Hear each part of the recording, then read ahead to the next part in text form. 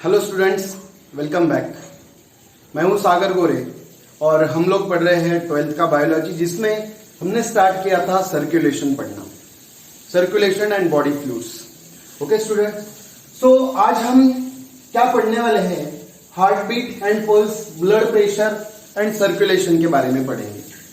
हमने इससे पहले हार्ट का एक्सटर्नल स्ट्रक्चर, इंटरनल स्ट्रक्चर्स, जो रेगुलेटिंग वॉल्स है वो देखे थे, और डबल सर्कुलेशन किस तरह होता है वो देखा था। आज हम इसमें सर्कुलेशन में फिर एक बार डबल सर्कुलेशन की बात तो करेंगे ही, लेकिन हार्ट बीट क्या होता है, पल्स क्या होती है, ब्लड प्रेशर क्या होता है, ये हम पढ़ेंगे। तो चलिए स्टार्ट करते हैं आज का सेशन विथ हार्ट बीट। क्या होती है हार्ट बीट? दिल की धड़कन क्या होती है, किसे कहते हैं हम? धड़कन। ठीक है, बहुत लोगों की अलग अलग धड़कन होती है, लेकिन यहाँ पे वो धड़कन नहीं है। ये एक्चुअल हार्ट का बीटिंग कैसे होता है। एक हार्ट का बीट करना मतलब इसमें क्या आएगा स्टूडेंट? इसमें आने वाले इवेंट्स होते हैं। एक हार्ट, एक बीट मतलब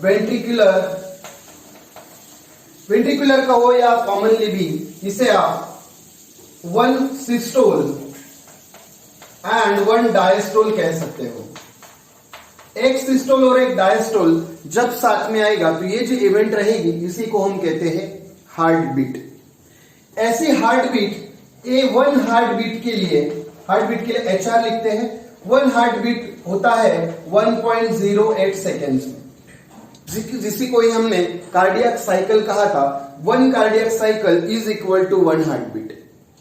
ठीक है, सो 1 हार्ट बीट अगर 08 सेकेंड में हो रही है तो 1 मिनट में होती है 72 बीट्स पर मिनट। 1 मिनट में 72 बीट्स हमें मिलते हैं। क्लियर? तो ये जो हार्ट बीट है, तो एक हार्ट बीट में 1 हार्ट बीट में near about 70 ml blood pump होता है। 70 ml ब्लड पंप होता है। ऐसा अगर एक हार्ट बीट में 70 ml पंप होता है तो इसी को ही कहा जाता है स्ट्रोक वॉल्यूम। इसको क्या कहा जाता है? Stroke volume. और इसके ऊपर क्वेश्चन पूछा जाता है। So what is the stroke volume of heart? It is 70 ml। 1 minute में जितना ब्लड वो पंप करेगा एक बीट में, उसी को कहते हैं स्ट्रोक वॉल्यूम। और 1 मिनट में कितना होगा फिर? So 70 ml in each minute, so divided by 72 pulse. तो ऐसे टोटल होता है 5040 ml which is equal to 5 litre near about. और इसी को कहते हैं कार्डियक आउटपुट। ये दोनों क्वेश्चन बहुत बहुत इंपॉर्टेंट है, कार्डियक आउटपुट और स्ट्रोक वॉल्यूम। तो एक हार्ट बीट में 1 हार्ट बीट होता है, मतलब ही वही हमें आगे पल्स में मिलता है। तो heart rate is always equal to pulse rate. तो इसी को 72 होता है दोनों भी। ठीक है, एक बार हार्ट ने पंप किया मतलब वो क्या हो रहा है? सिस्टोल हो रहा है। वेंट्रिकल का सिस्टोल हुआ मतलब कॉन्ट्रैक्ट हुआ, तो ब्लड पास हुआ बॉडी के लिए सिस्टेमिक आउटर से, और वो जो मिल रहा है हमें 72 बीट्स या 72 पल्स पर मिनट हमें मिलते हैं। क्लियर? सो ये भी हार्ट बीट की बात। अभी अगर ये 72 बीट्स, ये जो है ये नॉर्मल है, नॉर्मल हार्ट रेट है। अगर यही हार्ट रेट अगर बढ़ जाता है तो इंक्रीज बीट्स कितने होंगे? ये अगर ग्रेटर देन 100 होते हैं तो इसी को कहा जाता है टैकीकार्डिया। 100 से ज्यादा होगा टैकीकार्डिया होगा। टैकीकार्डिया किसमें मिलेगा आपको? तो ये मिलता है चिल्ड्रन में, जो छोटे बच्चे होते हैं, खास करके न्यूबॉर्न, इनमें तो करीबन 140 तक हार्ट रेट होता है। ये हमेशा ऐसे याद रखेंगे, मदर से डबल। मदर का अगर 70 है तो बेबी का 140 मिलेगा। सो चिल्ड्रन का हमेशा ज्यादा होता है।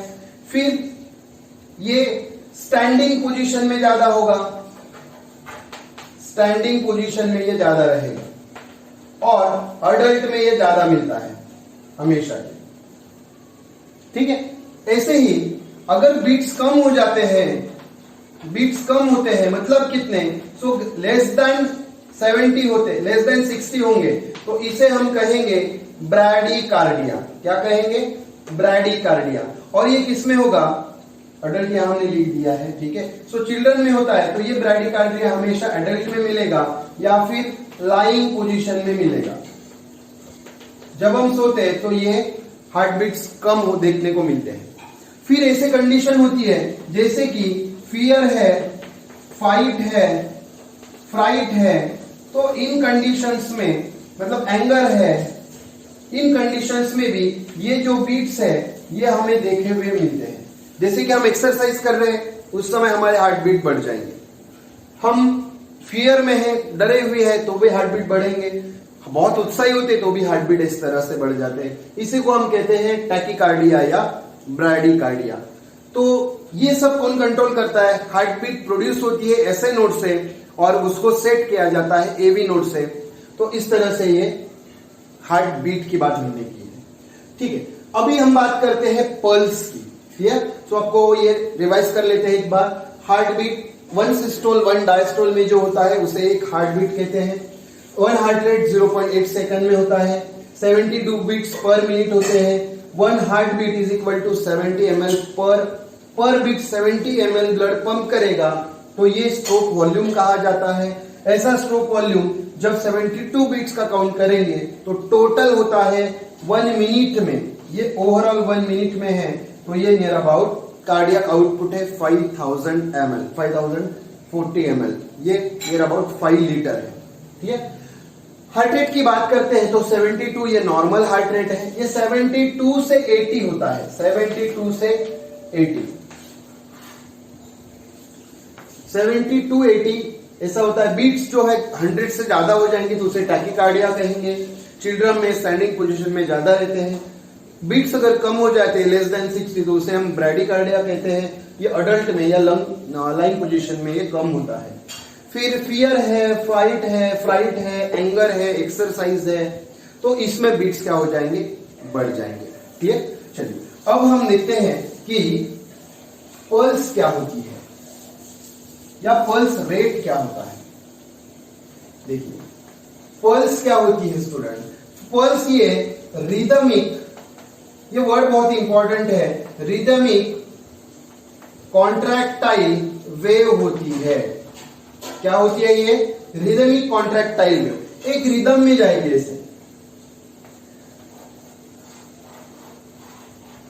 ऐसे एक रिदम में जाएगी तो ये वेव होती है जो कि ब्लड ऐसे फ्लो हो रहा है, फिर ऐसे एक कॉन्ट्रैक्टाइल वेव प्रोड्यूस करेगा, फिर आगे फिर वेव प्रोड्यूस करेगा। इस तरह से जो कॉन्ट्रैक्शंस के साथ चली जाती है, रिदम के साथ जाती है, उसी को हम वेव कहते हैं।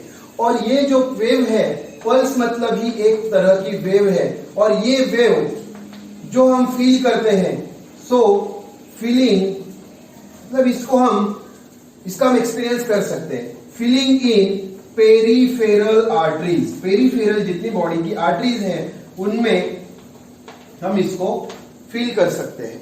और कॉमनली पूछा जाता है, सो कॉमनली की बात करेंगे, सो कॉमनली कहां पे? सो रेडियल आर्टरी में। कहां पर? Radial artery, very very important. Radial artery में हम इस वेव को फील कर सकते हैं। रेडियल आर्टरी कहां पे है स्टूडेंट? रेडियस यहां पे होता है, यहां पे होता है ह्यूमरस, यहां पे है रेडियस और अल्ना। तो रेडियल मतलब ये बिलो दिस, ये इसका जो रूट है ये कहेंगे हम, तो बेस पे। So at the root of thumb, so hand का जो थंब होता है उसके रूट पे, या फिर इसी को हम बेस कह सकते हैं, बेस ऑफ थंब पे हमें ये फील होती है, क्लियर। सो ये होती है पल्स।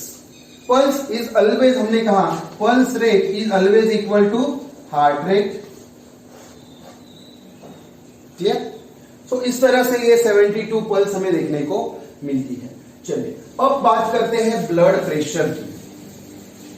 ब्लड प्रेशर आपने आपके आजू बाजू या आपके घर में कोई अगर ओल्ड एज पर्सन है तो आपने ये सुना होगा कि उनको ब्लड प्रेशर का प्रॉब्लम है या बीपी का प्रॉब्लम है।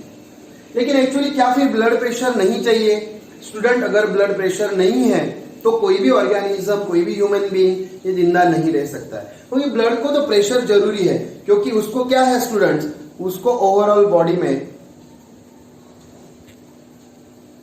उसको ओवरऑल बॉडी में इसको खुद को जाना है, तो इसलिए उसको कुछ प्रेशर चाहिए। जब प्रेशर होगा, एक डायग्रामेटिक इसको देख लेते हैं। ये समझिए कि ऑर्गेनिज्म है या कोई एनिमल है, यहाँ पे इसका ये हार्ट है, ठीक है।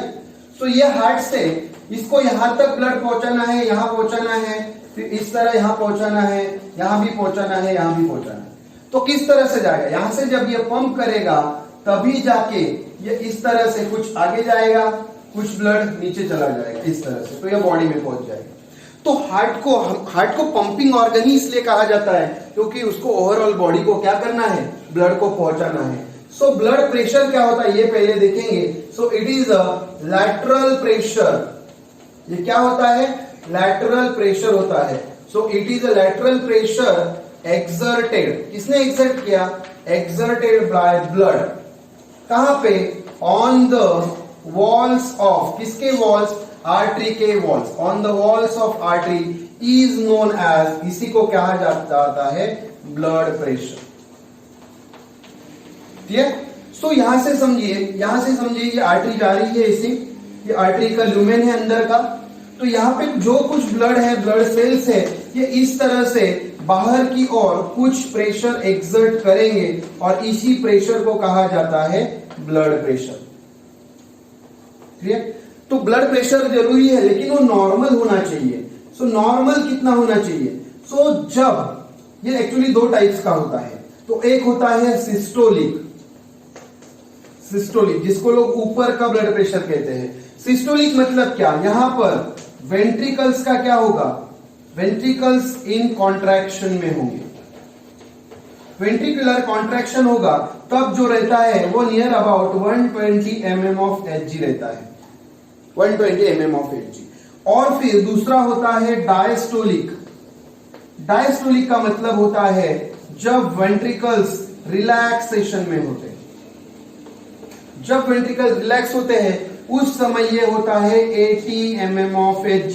इसीलिए नॉर्मल बीपी होता है और होना चाहिए 120 by 80 millimeter of mercury. mm of Hg is the unit of blood pressure. It is mm, millimeter of mercury.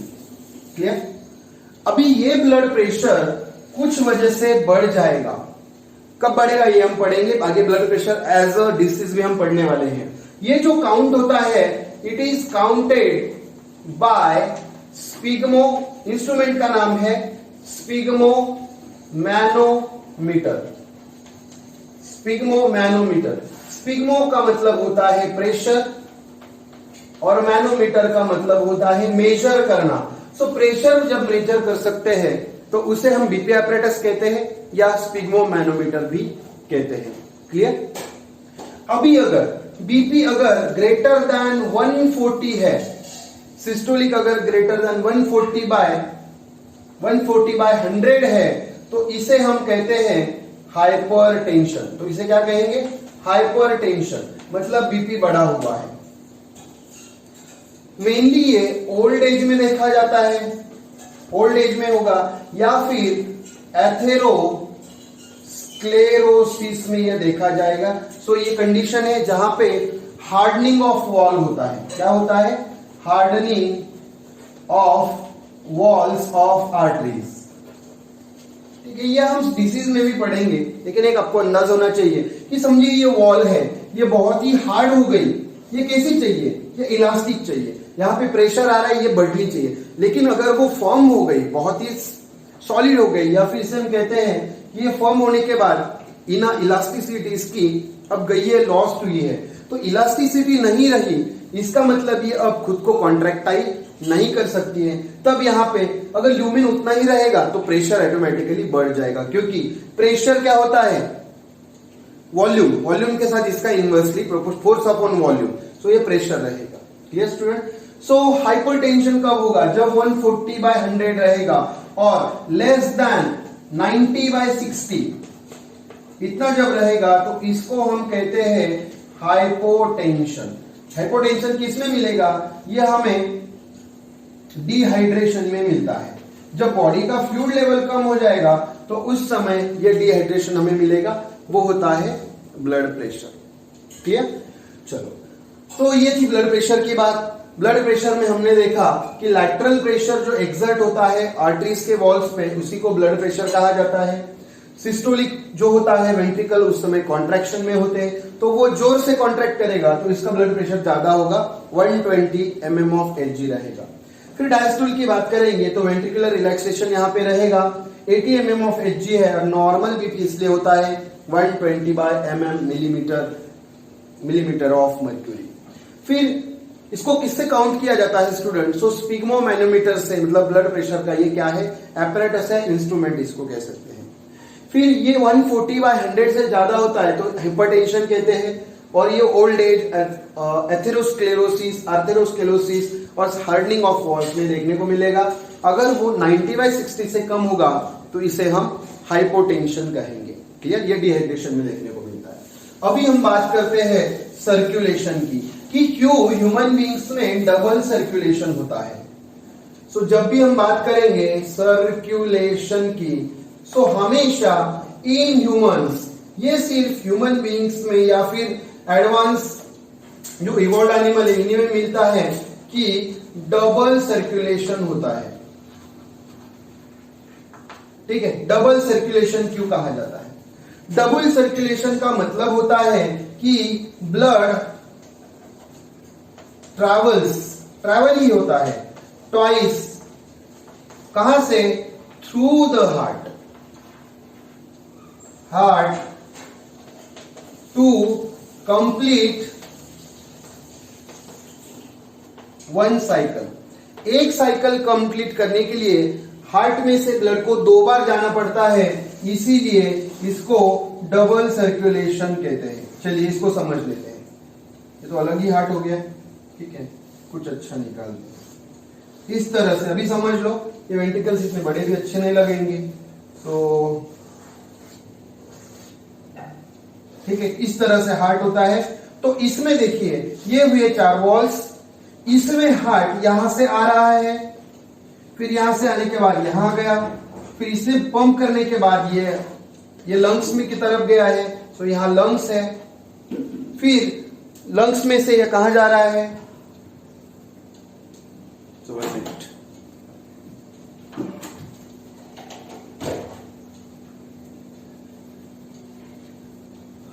Okay student, ये लंग्स में जा रहा है, लंग्स में से फिर ये वापस आएगा तो यहां पे ड्रॉप हो जाएगा, फिर इस वेंट्रिकल में जाएगा, और इस वेंट्रिकल से फिर वो पूरे बॉडी के लिए जाएगा। क्लियर? सो बॉडी, यहां पे बॉडी गया, यहां लंग्स के लिए गया। लेकिन हार्ट एक बार यहां से बाहर गया लंग्स के लिए, फिर लंग्स से आके बॉडी में गया, मतलब एक बार अंदर आया फिर दूसरी बार अंदर आया। ये जो होता है इसी को हम कहते हैं डबल सर्कुलेशन। और ये डबल सर्कुलेशन क्या होता है? एक होता है पल्मोनरी सर्कुलेशन,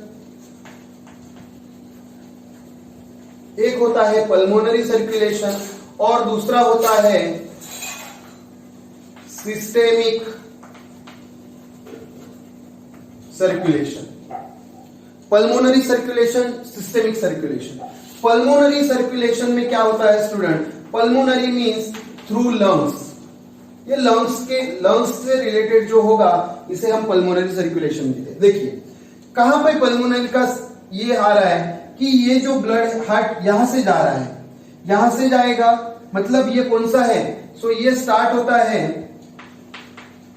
स्टार्ट्स विथ किसके साथ? ये है राइट साइड का वेंट्रिकल, राइट साइड, और ये एंड होता है, कहां पे एंड होगा? देखिए यहां से जा रहा है लंग्स के लिए, लंग्स में गया फिर आया तो यहां पर आ रहा है, यहां पर आ रहा है, मतलब ये होता है लेफ्ट एट्रियम। ये हुआ पल्मोनरी सर्कुलेशन। मींस इसमें सिर्फ इन्वॉल्वमेंट किसकी है? Involvement of lungs. इसमें सिर्फ लंग्स ही इन्वॉल्व है, और इसीलिए हम इसको कहते हैं पल्मोनरी सर्कुलेशन। पल्मोनेल का सीधा इसका रिलेशन होता है लंग्स के साथ। क्लियर? अब दूसरा सर्कुलेशन है जिसे हम कहते हैं सिस्टेमिक सर्कुलेशन। ये कोई सुप्रीम कोर्ट नहीं है, ऐसे मतलब सुप्रीम कोर्ट नहीं है, ये क्या है? सिस्टेमिक सर्कुलेशन है। सिस्टेमिक सर्कुलेशन का मतलब होता है कि ये कहां से होता है? थ्रू बॉडी, बॉडी में से जो होने वाला है। देखिए यहां पे तो हमने छोड़ा था, यहां से बॉडी के लिए भेजा गया, फिर बॉडी से डीऑक्सीजनेटेड था, उसको कैलकुलेटेड किया गया या कलेक्ट किया गया। तो ये स्टार्ट होता है स्टार्ट्स विथ लेफ्ट वेंट्रिकल और ये एंड होता है कहां पर, एंड्स विथ राइट एट्रियम। तो ये पहले सबसे पहली, जब ये बहुत समझने जैसी बात है, ये स्टार्ट कहां से हो रहा है और एंड कहां पे हो रहा है। तो इसमें इन्वॉल्वमेंट किसकी रहती है, हमने पहले ही कहा कि इन्वॉल्वमेंट इसमें बॉडी की रहेगी। क्लियर। सो इसमें बहुत सारे क्वेश्चंस पूछे जाते हैं क्योंकि ये जो कुछ है बहुत ही कंसेप्चुअल है, कंसेप्ट के साथ आपको पढ़ना है। ओके स्टूडेंट, तो इसको एक बार रिवाइज कर लेते हैं। सर्कुलेशन क्या होता है, ह्यूमन बींग्स ऐसे है जिनमें ये डबल सर्कुलेशन होता है क्योंकि हार्ट कितने चेंबर का है, 4 चेंबर्स का है। तो ब्लड ट्रैवल करता है 2 बार हार्ट में से to complete 1 beat 1 cycle 1 pulse. Okay, इसीलिए इसको डबल सर्कुलेशन कहा जाता है। मैंने कहा कि बॉडी से आया, फिर ये आपको बहुत अच्छे से याद रखना है, इस तरह से आया, बाहर गया, फिर आया, फिर गया, ऐसे। क्लियर, इसको आपको याद रखना है। तो हम एक ऐसे भी याद रख सकते, 1 2, फिर यहां से आया 3 और फिर 4, ऐसे, वेरी सिंपल। ठीक है। अभी ये जो सर्कुलेशन है 2 टाइप्स का है, पल्मोनरी और सिस्टेमिक सर्कुलेशन। पल्मोनरी मतलब थ्रू लंग्स को जा रहा है, तो ये पल्मोनरी आर्टरी या पल्मोनरी ट्रंक कहो, इसमें से जा रहा है through lungs. So start with RV, यहां से उसको भेजे। लंग्स के रिलेटेड कौन से, तो ऐसे याद रखेंगे, लंग्स को जाने वाली जो जहां पे एंड होती है वो 2, तो यहां से स्टार्ट हो रहा है, मतलब ये राइट वेंट्रिकल है और एंड होता है लेफ्ट एट्रियम में। इसमें इन्वॉल्वमेंट होती है सिर्फ लंग्स की। सिस्टेमिक सर्कुलेशन है, थ्रू बॉडी हो रहा है, स्टार्ट होता है लेफ्ट वेंट्रिकल से और एंड होता है राइट एट्रियम में। इसमें इन्वॉल्वमेंट होती है ओवरऑल बॉडी की। क्लियर। सो ये हमने देखा हार्ट बीट के बारे में, ब्लड प्रेशर के बारे में और सर्कुलेशन के बारे में। बहुत ही इंपॉर्टेंट बीट्स है, बहुत ही इंपॉर्टेंट पॉइंट्स है, क्योंकि मैंने पहले ही आपको कहा है कि एनसीईआरटी के हर एक वर्ड से आपका एमसीक्यू बनता है। So I hope you understood everything well. You might have come to know the concept of this circulation, the pulse, क्योंकि ये हमारे डेली लाइफ में आता है कि आपका पल्स रेट बढ़ा है, आपका बीपी बढ़ गया है, हाइपरटेंशन है, हाइपोटेंशन है। तो हम being a science student we must know this very superficial terms regarding this circulation. So I hope you understood it well. Keep studying. So thank you so much.